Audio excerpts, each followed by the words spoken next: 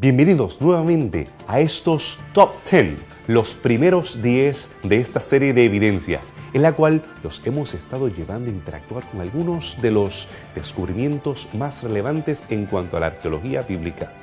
Algunos de los lugares, artefactos o textos que nos iluminan de manera más amplia las Escrituras. En esta ocasión estaremos adentrándonos al mundo de los artefactos en relación a la Biblia hebrea. Por esa razón, quédate con nosotros aquí en Evidencias.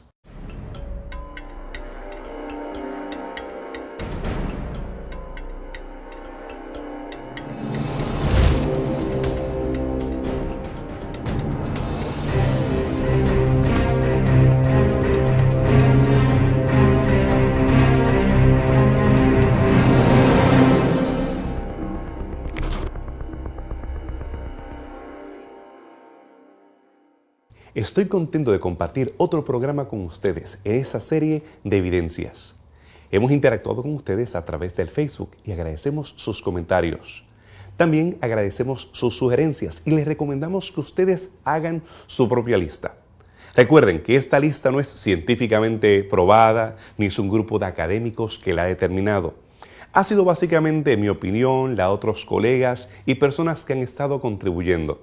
Pero realmente queremos que tú, investigando la pletora de elementos y de artefactos, textos y lugares, tú también tomes tus propias decisiones.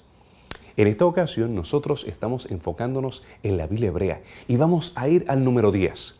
¿Cuál será? Ustedes pueden ver que se trata de un artefacto cúltico.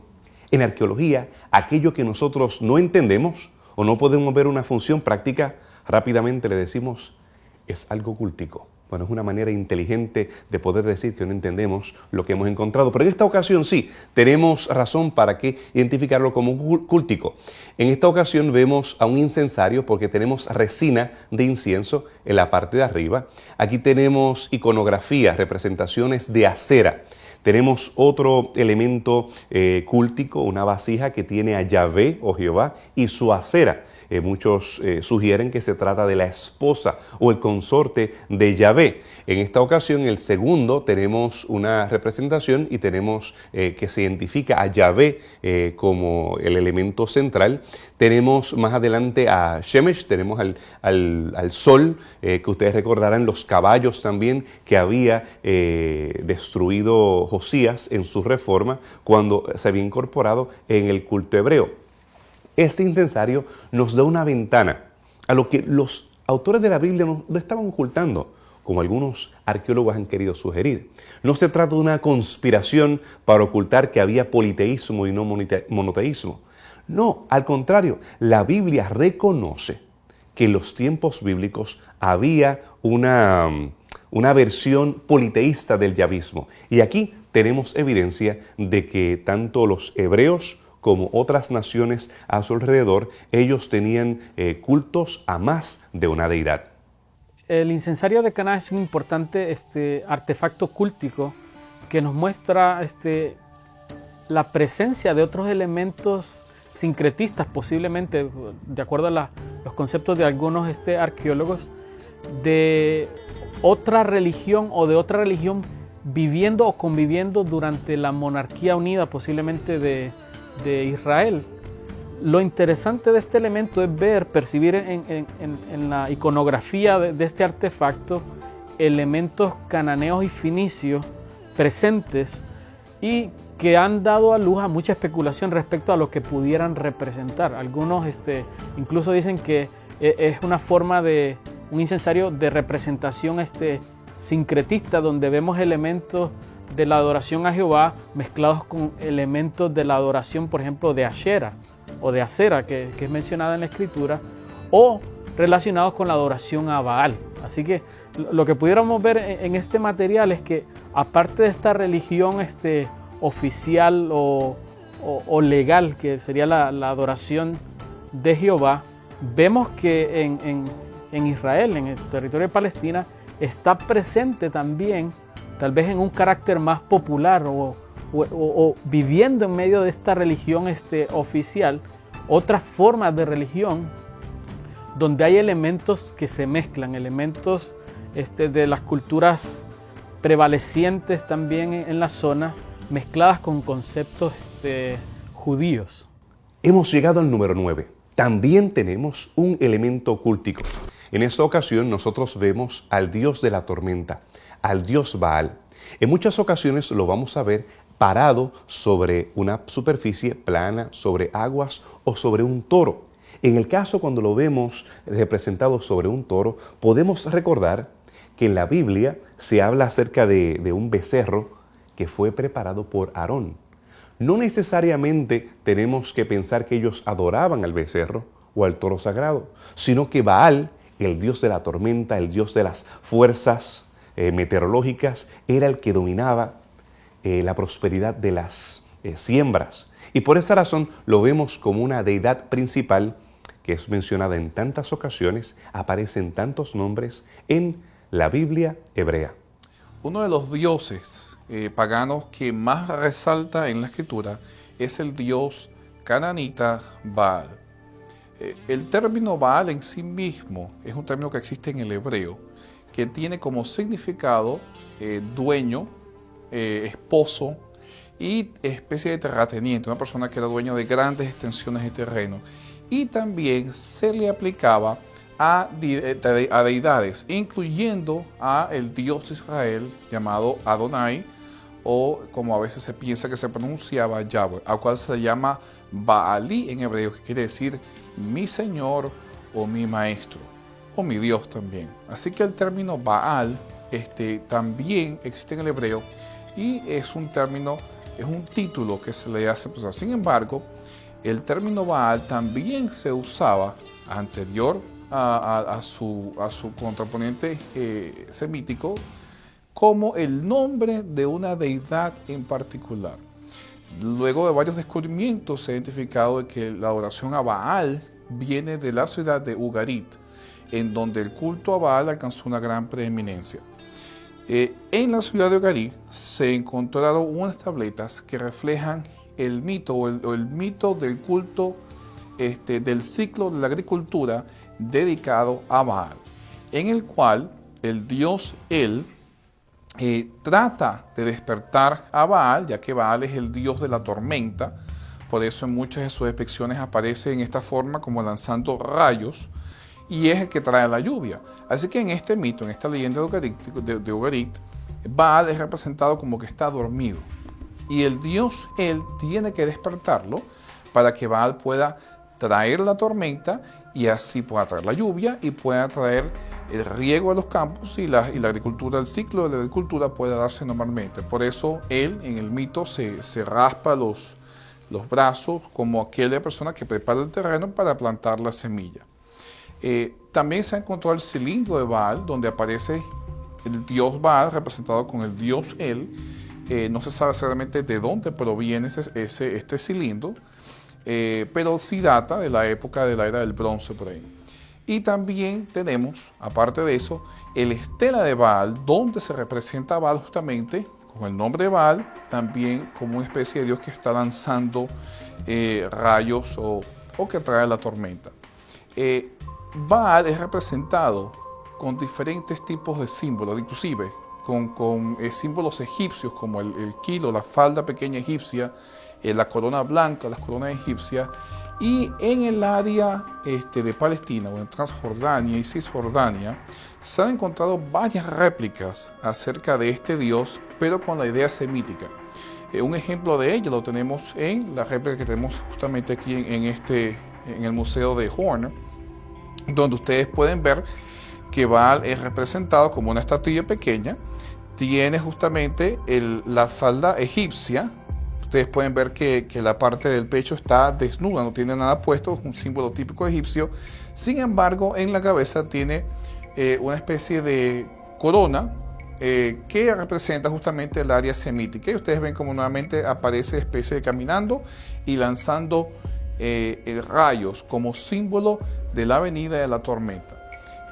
¿Cómo nos ayuda a nosotros a entender esto el texto bíblico? Si nosotros recordamos la historia de Elías, cuando se confronta con los profetas de Baal, nosotros podemos recordar de que los profetas de Baal hacen toda una ceremonia en la cual se lajan los brazos, se rompen los pechos y empiezan a danzar. Y Elías le dice a ellos, ¿será que está dormido? ¿Será que no escucha? Bueno, a veces nosotros pensamos que Elías sencillamente se estaba burlando, pero no era nada más burlándose.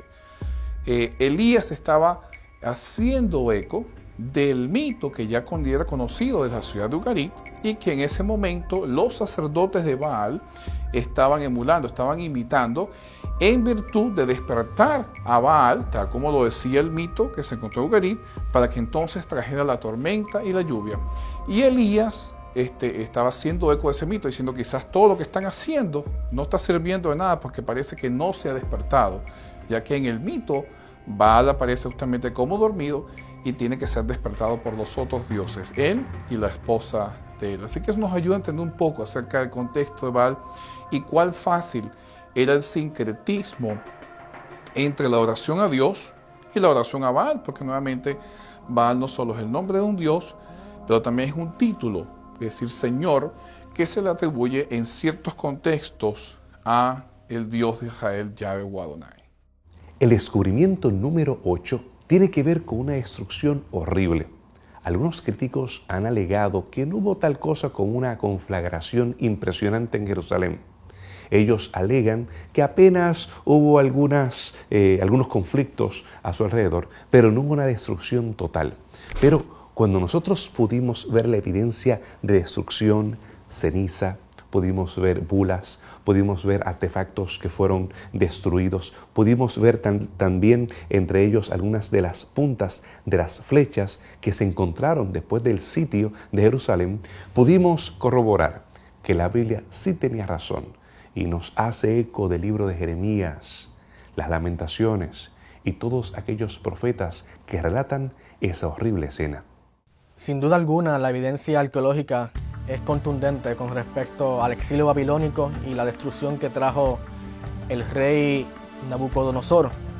Y ese evento fue traumático, muy traumático para los judíos, especialmente aquellos que tenían en alta estima el templo de Jerusalén, ya que Nabucodonosor lo destruyó en el año 586 antes de la era común, donde fue destruido hasta sus cimientos y hubieron muchas muertes y muchos judíos fueron deportados. Ahora, a diferencia de Asiria, que conquistó y destruyó a Israel un poco antes, el imperio babilónico hacía algo diferente cuando deportaba a las poblaciones que conquistaba. Los asirios pues deportaban a toda la población y las llevaban a su región para que ellos se mezclaran entre ellos. Pero los babilónicos solamente pues deportaban a los de la clase alta. Y de eso pues tenemos evidencia en la Biblia de personas como Ezequiel y Daniel que pertenecían a un estatus social alto y que fueron llevados, deportados hacia Babilonia. Ahora, el exilio babilónico y esta destrucción masiva que ocurrió en esta época ha sido registrada no solamente en Jerusalén, sino en varias partes cercanas a Jerusalén. Y la única parte de estos años que no tenemos evidencia de una destrucción fue la parte norte de la tribu de Benjamín, que parece ser que arqueológicamente se libró de la destrucción que trajo Nabucodonosor. Y parece que esta parte norte de la tribu de Benjamín siguió funcionando como una colonia babilónica.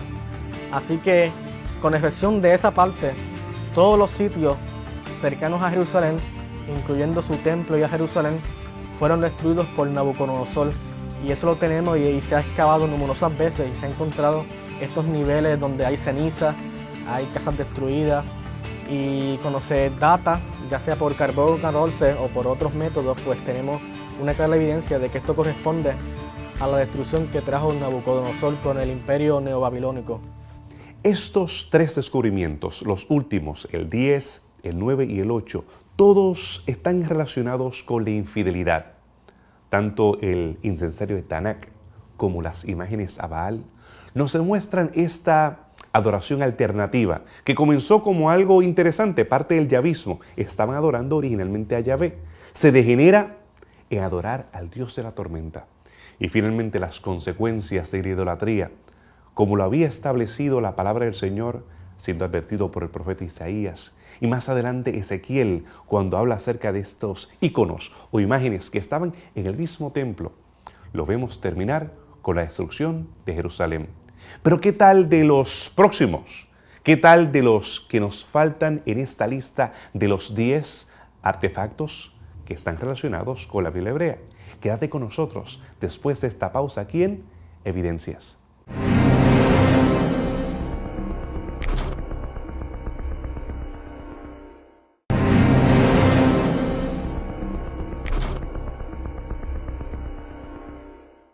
Te has quedado con nosotros después de esta pausa, con esta serie acerca de evidencias. O tal vez ahora comienzas a ver el programa. Esta serie que hemos preparado se trata de artefactos, lugares o textos relacionados a la Biblia. En esta ocasión estamos con los 10 más importantes en relación a la Biblia hebrea. Y en el número 8 nosotros habíamos visto algo relacionado con culto.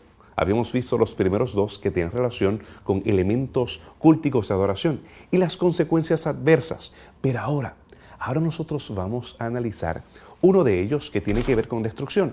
Fue antes, en este caso fue en el tiempo de Ezequías. Y vemos los paneles, que son llamados paneles de Laquis, que fueron encontrados en Asiria, los cuales nos describen pictográficamente el exilio. Al verlos marchar, podemos imaginarnos ellos lamentándose por lo que había sucedido, la destrucción de Laquis. Y vemos en este escenario, vemos los crueles soldados asirios impalando a los hebreos. Una forma de destrucción psicológica mientras estaban sitiando las ciudades. Y también nos hace eco de lo que le sucedió a Amán. Muchas personas, por una mala traducción, lo relacionan con una horca. Pero no. Fue impalado aquel que quería impalar a Mardoqueo. Y este escenario horroroso, tétrico, nos hace recordar esa escena.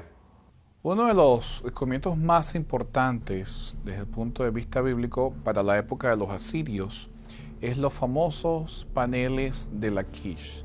La ciudad de Laquish es una ciudad importante, una ciudad israelita, también cerca de Jerusalén, la cual es prominente no solo porque aparece en el texto bíblico, sino porque en la misma se han descubierto óstragas y otros elementos importantes que datan de la época justamente de los reyes de Israel y los reyes de Judá. Pero el descubrimiento de hoy, a pesar que es acerca de Laquish, no se encontró en la ciudad de Laquish, se encontró en realidad en la ciudad de Nínive, en el palacio de Sennacherib.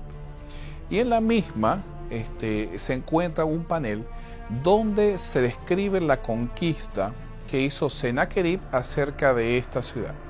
En la misma usted puede ver la escena de la batalla cuando los asirios estaban en una forma despiadada y sin compasión, matando a los soldados israelitas. Ustedes pueden ver cómo las torres se levantan y de arriba están los arqueros israelitas, mientras que abajo vienen subiendo y prácticamente toman completamente la muralla los soldados asirios con lanzas y armas de guerra.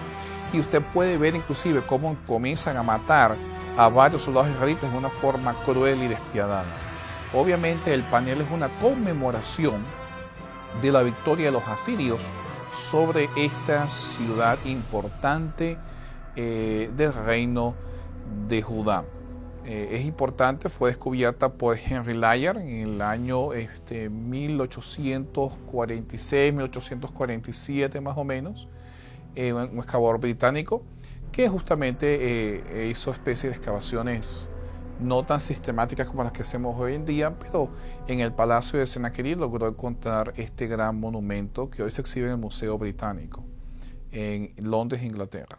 Ahora hemos llegado al número 6 en este conteo regresivo de los top 10 de estos artefactos que tienen relación con la Biblia hebrea. Nosotros podemos ver este becerrito de oro que tal vez algunos pensarán que es algo impresionante. Lo cierto es que es bastante pequeño, estaba cubierto en oro y nos hace recordar la escena frente al Sinaí, cuando el pueblo de Israel, queriendo encontrar dirección, busca en la antigua práctica de la idolatría la fuente de dirección. Nosotros podemos tal vez sugerir que no era al becerro que estaba adorando, sino como vieron anteriormente al Baal que se paraba sobre el becerro. Pero en esta tradición cananea, encontrada aquí en Ascalón, siendo un símbolo de Baal, podemos evocar varias de las escenas que encontramos en la palabra de Dios. Otro artefacto interesante, también un artefacto cultico, es el becerro de Ascalón. Este es un material que fue encontrado por un proyecto de exploración arqueológica de parte de la Universidad de Harvard en el 1990, y en medio de los varios descubrimientos que hicieron en esta zona, se destacó este artefacto por su carácter cultico. Siempre en la arqueología, al tratar de encontrar muchos materiales, yo pienso que las inscripciones, material donde hay escritura y materiales que pueden ser percibidos con un carácter cultico, realmente son materiales de los más apreciados, porque ofrecen imágenes más directas de elementos de la cultura que pudieran ser interpretados, aunque de muchas maneras, pero te enriquece mucho más la vida y la práctica que simplemente un objeto que definitivamente solo tenga la característica de ser parte de una estructura, pero ya figuras con ciertas formas o material escrito ofrece una información de la cultura un poquito más específica. Y definitivamente este material ofreció información sobre prácticas religiosas, posiblemente en la ciudad de Ascalón, donde encontramos que posiblemente cerca a la entrada de la ciudad existía un pequeño santuario donde la gente podía tener alguna experiencia religiosa. Algunos incluso hablaban del santuario del becerro, al tratar de especular qué era lo que ocurría ahí.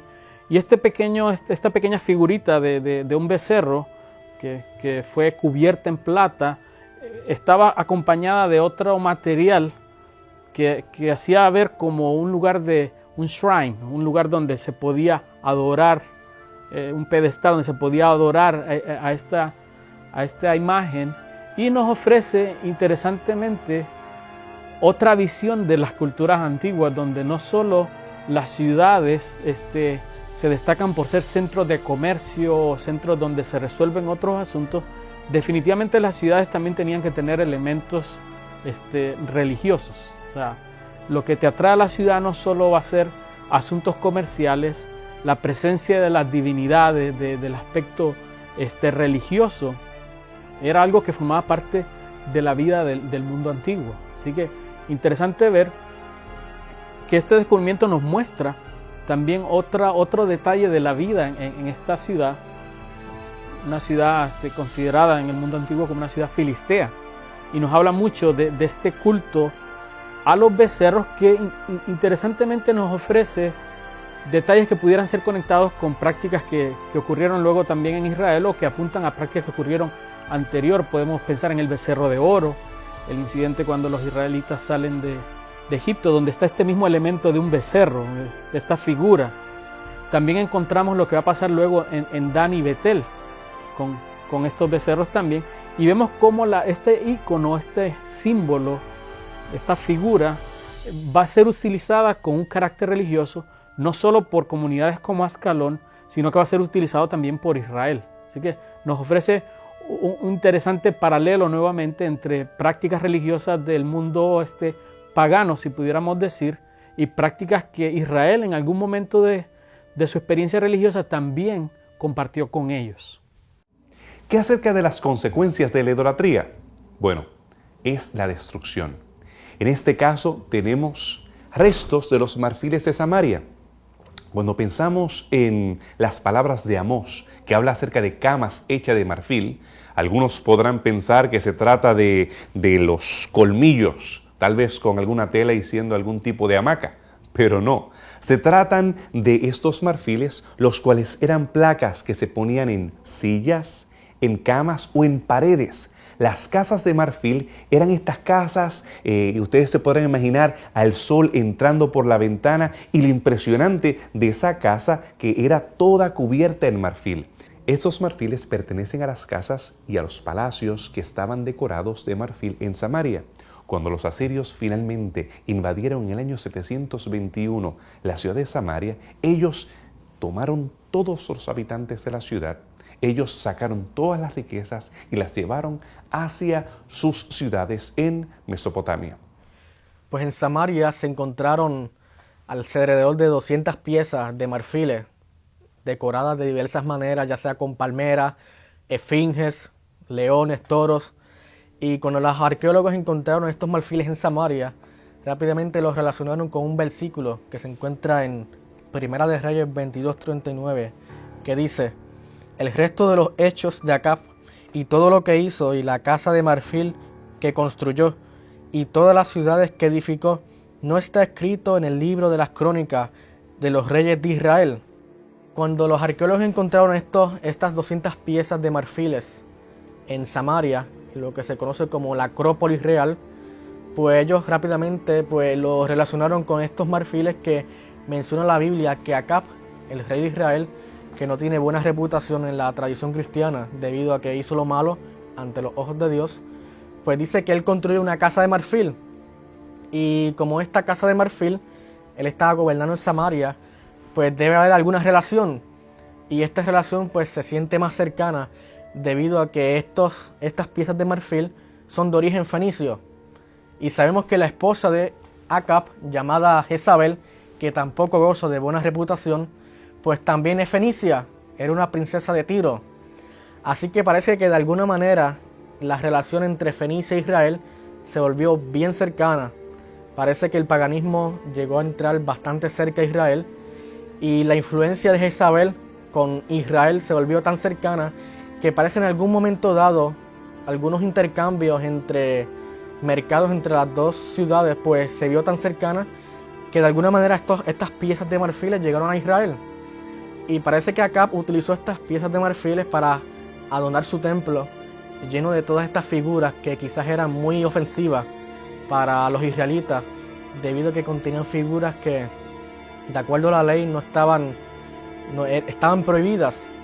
Así que así podemos poner en contexto las quejas que tiene el profeta Elías, debido a que cuando él menciona que solamente habían 7,000 rodillas que no se habían doblado, pues parece ser que había pocas personas que en verdad eran fieles, debido a que en estos estatus bien altos, comenzando desde el rey, el paganismo está rampante. Y esto se puede ver con estos marfiles que estaban aquí.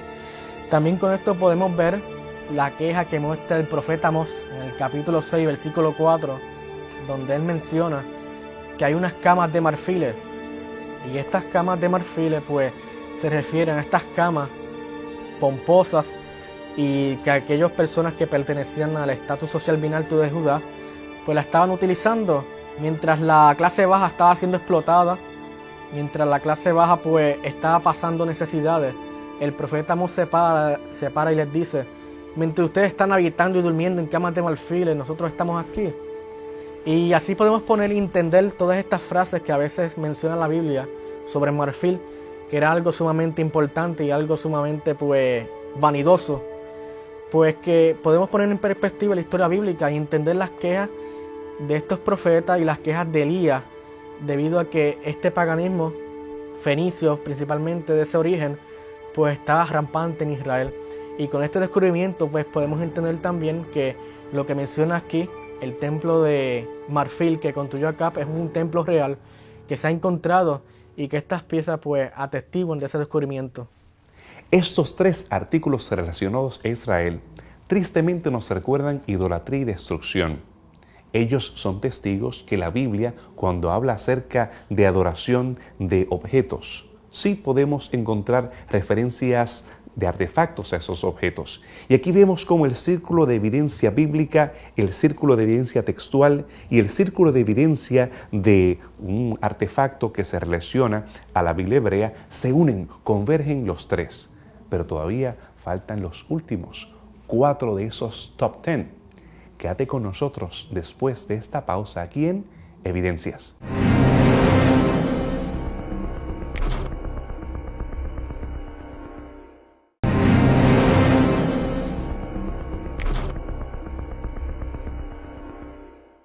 Aquí de regreso con ustedes en esta serie de evidencias, en la cual estamos viendo cómo la arqueología ilumina la Biblia. Si estás sintonizándonos ahora, estamos en una serie que estamos visitando lugares, revisando artefactos o analizando textos que tienen que ver con la Biblia. Te invito a que nos sigas en Facebook y tal vez puedas ver algunos de los programas que hemos presentado hasta ahora. Estamos en estos 4 últimos artefactos que tienen que ver con las escrituras hebreas. Y vamos a ver este altar que viene desde el norte de Israel. Nosotros en la Biblia hebrea podemos ver cómo se habla de extremos. Vemos desde Dan hasta Beersheba. Se está hablando acerca del extremo norte hasta el extremo sur. Es como si habláramos acerca de Venezuela hasta la Patagonia. Los extremos. En este caso tenemos que en el norte se erigió este santuario y en este santuario se adoraba a Yahvé originalmente. Hay un altar de 4 cuernos, como ustedes los pueden ver ahí, de las dimensiones colosales que nosotros podemos imaginarnos cuando pensamos en el templo de Salomón. Aquí, ya en el norte y en Betel, siendo la frontera de la tribu de Efraín, era donde los israelitas habían preparado santuarios compitiendo con el santuario de Jerusalén. Jeroboam no quería que la gente continuara peregrinando hasta Jerusalén. Por esa razón establece este santuario en el norte, convirtiéndose en un ejemplo vivo de cómo este comienzo de adoración alternativa, algo parecido, que se hace sincretismo, se une con las naciones extranjeras y finalmente se degenera en idolatría total en el Reino del Norte. En 1978 se descubrió, bajo la dirección de un importante arqueólogo llamado Abraham Biram, a través del Instituto de Arqueología del Colegio Hebreo de Jerusalén, se descubrió en la ciudad, en el pueblo de Dam, un importante yacimiento arqueológico. Se trataba nada más y nada menos que de un centro de adoración. En este lugar también se encontraron otras construcciones que databan de épocas del Medio Bronce, que estábamos hablando cerca del 2000 a.C. En este lugar, lo importante para entender la palabra de Dios es un hecho relacionado a una plataforma que se encontró. En esta plataforma, que medía más o menos entre 10 a 30, 10 metros por 30 digamos, el espacio total, se encontró un envase donde se descubrió que había sido ocupado para asuntos rituales y había restos de ovejas también en este lugar, en este altar, lo cual da la idea que este fue un altar idolátrico.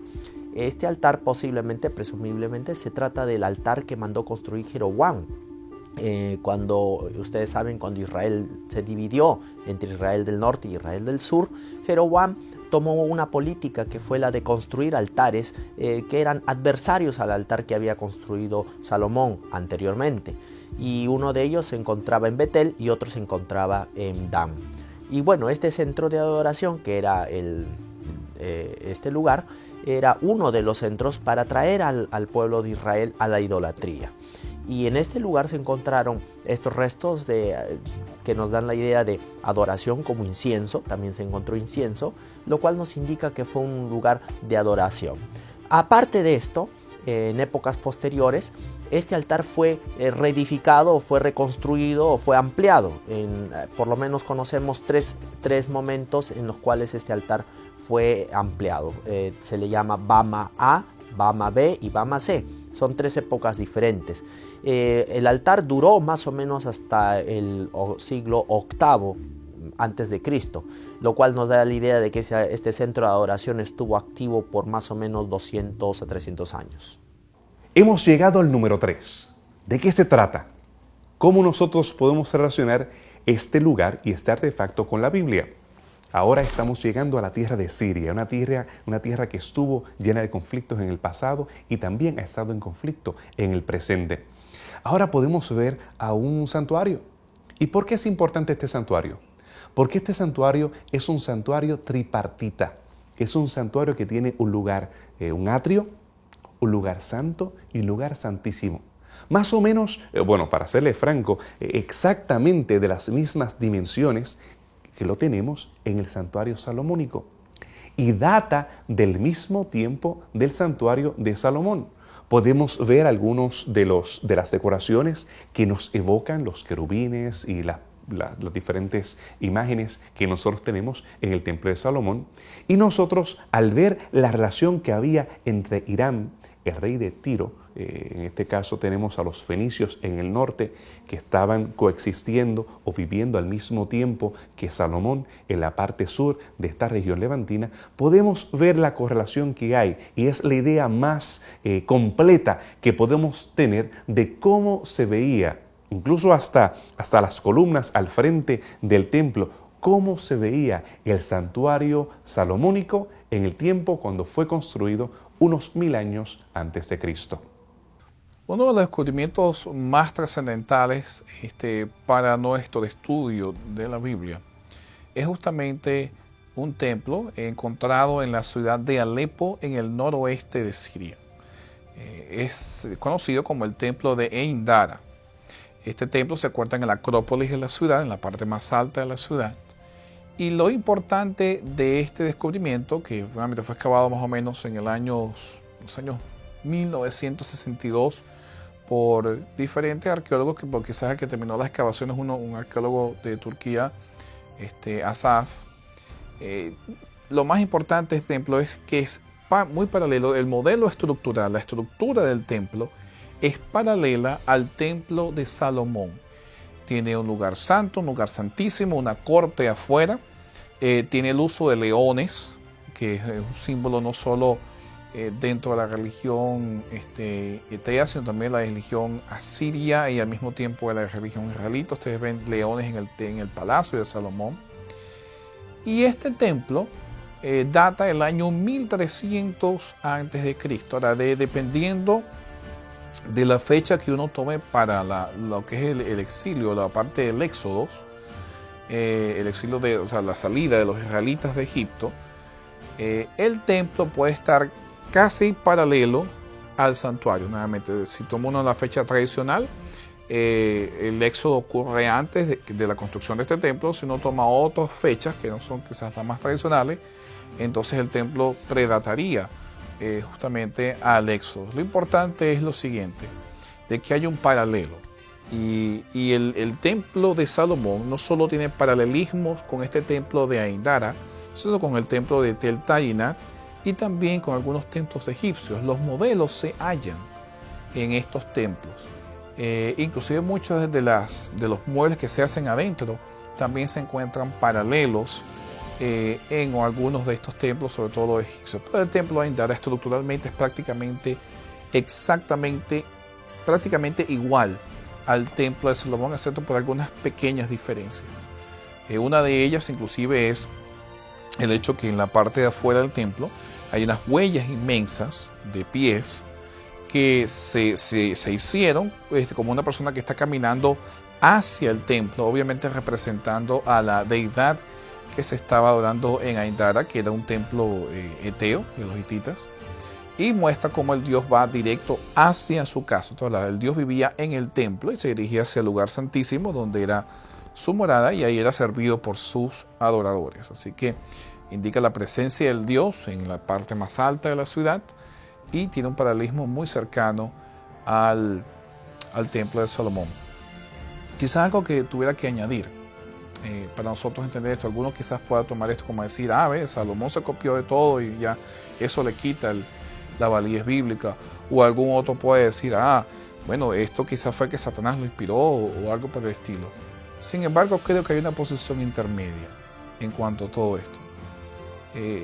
Dios trabaja dentro de las culturas de las personas, de nuestra cultura.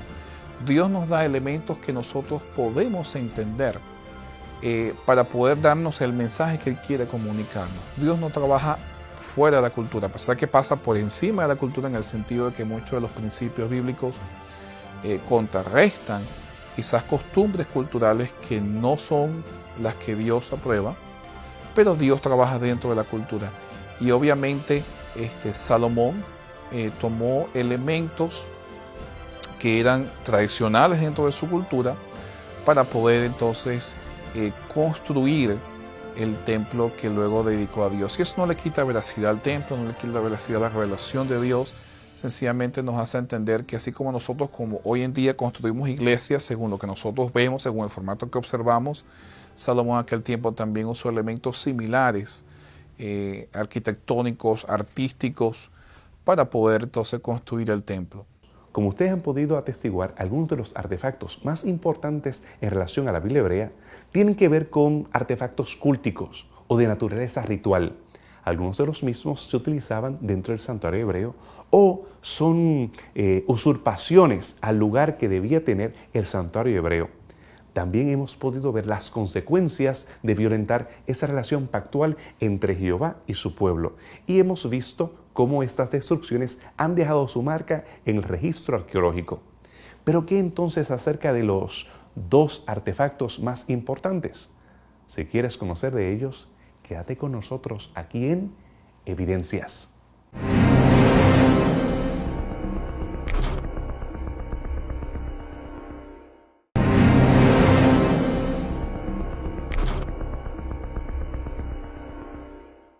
Bienvenidos a esta última parte de Evidencias. ¿Estás intrigada para saber de qué se trata y cuáles son estos últimos dos? Los dos artefactos más importantes en relación a la Biblia hebrea. Y vamos a ver cuál es el número 2. Se trata de un lugar que tal vez no has escuchado. Se llama Kirbet Caifa. Este lugar tenemos una entrada importante porque este es de los pocos lugares o fortalezas que tienen dos entradas. Y el mismo tiene relación con la victoria que tuvo el pueblo hebreo en contra de los filisteos. En el valle de Ela, nosotros vemos que se estaban encontrando los filisteos en contra de los hebreos. Y desde esa pequeña ciudad o fortaleza realmente, una fortaleza, nosotros vemos que los ejércitos de los hebreos, ellos salieron a enfrentarse con los filisteos, que allá se encontraba el gran Goliat. Incluso encontramos un ostracón. Nosotros encontramos evidencia textual que nos habla acerca de alfabetismo en ese tiempo. Tenemos también estructuras monumentales que nos hacen reconocer que en el tiempo de David no había simplemente chocitas y villitas en el pueblo de Israel, sino que tenemos un gobierno organizado, centralizado, tal como lo describe la Biblia hebrea. Estas ruinas, que se llama Kirbet Keyafat, es una ruina que ha sido excavado recientemente, no ha sido excavado por muchos años, es algo muy reciente, donde se ha puesto en duda, debido a los descubrimientos que se han hecho allí, algunas presuposiciones que algunos eruditos más críticos y liberales han tenido con respecto a la confiabilidad y a la historicidad de la monarquía hebrea y del reino dividido de Israel, ya que algunos de estos críticos pues piensan que en verdad nunca existió un rey David, que nunca hubo un reino como tal, organizado, urbano, y que simplemente eran estos diversos clanes y tribus que están por ahí desorganizados, y que en un momento dado, alrededor del siglo VIII, antes de la era común, de acuerdo a ellos, pues fue que ellos verdaderamente se organizaron como una ciudad, y que antes de eso no existía algo organizado, no existía una ciudad bien grande, como menciona que estuvo habitando David en Jerusalén. Eso en verdad pues es una exageración de acuerdo a ellos. Ahora, estos descubrimientos en estas ruinas pues se han encontrado que aquí hay una ciudad fortificada judía que data, de acuerdo al carbono 14, del siglo XI o X antes de la era común. Y estamos hablando alrededor del tiempo que corresponde a David o al tiempo de Saúl, es ese tiempo que está ahí. Y esto muestra que tan temprano en ese siglo o en esos siglos, ya que no se puede saber con exactitud un año u otro, pues había una ciudad judía fortificada y organizada que fue construida de alguna manera y bajo una autoridad superior y bajo una autoridad que estaba organizada. Así que eso es un descubrimiento que pone en duda esa presuposición de que en verdad ellos eran un montón de tribus desorganizadas. Pues no eran desorganizadas. Tan temprano en este siglo, en el siglo X, pues ya había una ciudad que estaba con sus murallas, que tenía sus defensas y estaba organizada. Otros descubrimientos que se han hecho en ese lugar que se ha excavado recientemente, se han encontrado escarabajos egipcios, se han encontrado sellos y se ha encontrado la única ciudad que tiene dos entradas en toda Palestina de esa época, ya que la mayoría de las ciudades tienen solamente una entrada para evitar que el enemigo venga y pueda entrar por más de una entrada. Así que las ciudades en la antigüedad pues tenían una sola entrada. Pero esta ciudad es la única que se ha encontrado de esta época que contiene 2 entradas para entrar en la ciudad. Así que esto tiene esta importancia bíblica porque ayuda pues a entender mejor y nos ayuda a poner pues en un poco de más confiabilidad lo que dice el texto bíblico. Y no hay razón para criticar el texto bíblico si no hay evidencia. Y esta suposición de que en verdad ellos estaban desorganizados y no tenían una autoridad fija, pues quizás está equivocada. Y esta ciudad que muestra que tan temprano en este siglo ya había una ciudad con sus murallas, pues muestra que en verdad estaban organizados de verdad y no estaban simplemente como diferentes clanes y familias en un desorden total. Ahora hemos llegado al final. Yo sé que estás esperando saber cuál es el artefacto que más nos ilumina a la Biblia hebrea y de los que son más recientes. Pues este no fue descubierto hace tanto tiempo. Estamos hablando del Milo y el área donde se encontraba el palacio del rey David.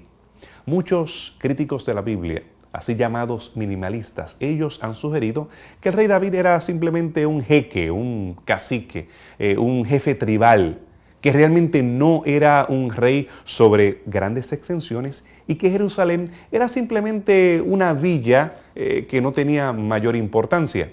Pero al nosotros encontrar estructuras monumentales, algunas de las mismas que tienen incluso columnas protoiónicas, que son particularmente únicas para esta zona levantina, nosotros podemos reconocer que sí tenemos estructuras importantes que demuestran que Israel era un gobierno organizado, un reino, un mini imperio según algunos, los tratan de comparar, ya que tenemos a Egipto en el sur estando debilitado, tenemos a Mesopotamia en el norte también estando debilitada y vemos estructuras monumentales en Jerusalén, tal como lo presenta la Biblia hebrea. Hace varios años atrás, Kathleen Kenyon encontró unas estructuras en Milo que eran unas estructuras bastante antiguas. En realidad, ella descubrió que este lugar tenía varias fases en las cuales fue habitado, fue construido. Y una de las fases que posteriormente otros arqueólogos llegaron a entender, a comprender, fue una fase que posiblemente pertenecería a un poco antes de la época del rey David. En esta fase se logró descubrir una muralla que posiblemente fue construida por los jebuseos en Milo. Y esto es un hecho que fue registrado en la palabra de Dios, porque cuando David estaba tratando de entrar a Jerusalén, los jebuseos no le dejaban entrar. Y se menciona explícitamente en el texto que esta ciudad era una ciudad bastante fortificada. Y esto es lo que se encontró en Milo, una ciudad bastante fortificada. Esta ciudad fortificada posteriormente llegaría a ser la ciudad de David. Y Milo es parte, esta construcción es parte de lo que posteriormente fue la ciudad de David. El rey David fue una persona muy importante en la historia de Israel y esta estructura de Milo, que es parte de esta historia, nos da una idea de lo grandioso que fue el inicio de su reinado y cómo David empezó a conquistar Jerusalén. Fue un sitio que pertenecía a los jebuseos y ahora, gracias a David, ahora pertenecía al pueblo de Israel. Posteriormente, a través de su hijo, el rey Salomón, se construyeron otras estructuras mucho más grandiosas en su grandioso reinado. Una de ellas son las famosas garitas o ciudades fortificadas de diferentes lugares, como es Hazor. En esta ciudad se calcula que más o menos 3.000 personas estuvieron trabajando durante algo de 3 años enteros para poder construir solamente el terraplén de la ciudad, lo cual nos da una idea de la cantidad de mano de obra que Salomón invirtió para construir este lugar. No solamente tenemos las estructuras de Hazor, sino también tenemos en otros lugares estructuras semejantes que son unas garitas con 3 cámaras compartidas y una entrada principal, que era una estructura bastante peculiar de la época, pero que Salomón aprovechó para poder defender bien estas ciudades fortificadas y además funcionar como centros de actividad pública. En estos lugares se puede notar que hay restos de podríamos decirlo así, centros de adoración y también centros de actividad pública. En las garitas se concentraban las personas, a veces para escuchar a alguien importante, a un juez, hablar sobre un asunto, se decidían casos legales. Así que el rey Salomón implementó todo un sistema muy grande de construcciones durante su reinado también. Han sido 10 artefactos que nos brindan luz a las Escrituras. Ellos no prueban que David fue inspirado para componer salmos. Ellos no comprueban que Dios le habló a Moisés en el Sinaí. Tampoco pueden probar la Biblia como nosotros la consideramos como un documento que es una revelación de parte del cielo. Sin embargo, sí nos trae mucha luz. Nos dan luz en cuanto a cómo funcionaba el santuario hebreo.